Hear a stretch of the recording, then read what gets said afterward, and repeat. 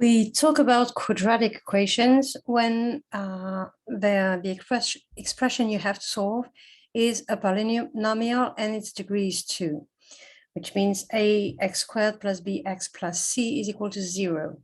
It means that the function that you have here, if you want to graph it, you'll get a parabola like that. If the first coefficient a here is positive, then your parabola would be shaped like that here.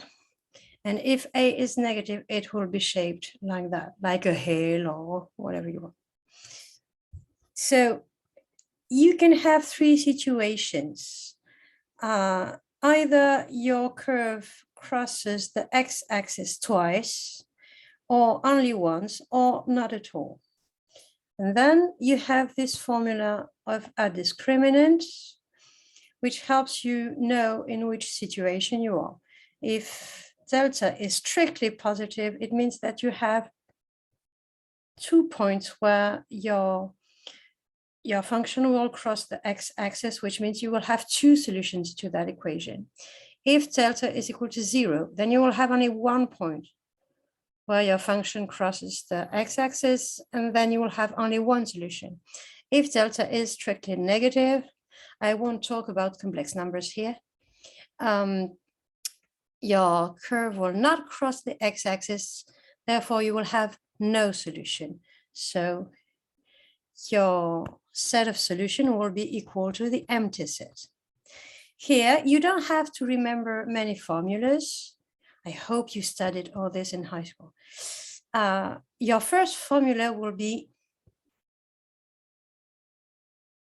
minus b minus the square root of delta over 2a's. And your second solution will be minus b plus square root of delta over 2a's.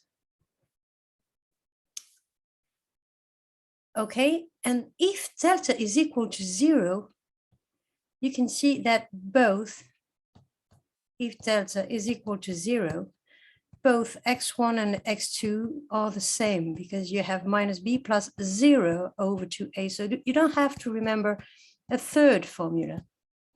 Okay. Of course, in these situations, your solution set will be the x1 and x2, or only s is equal to x0 if you have only one solution in that case. Here is x0, here is x1, here is x2.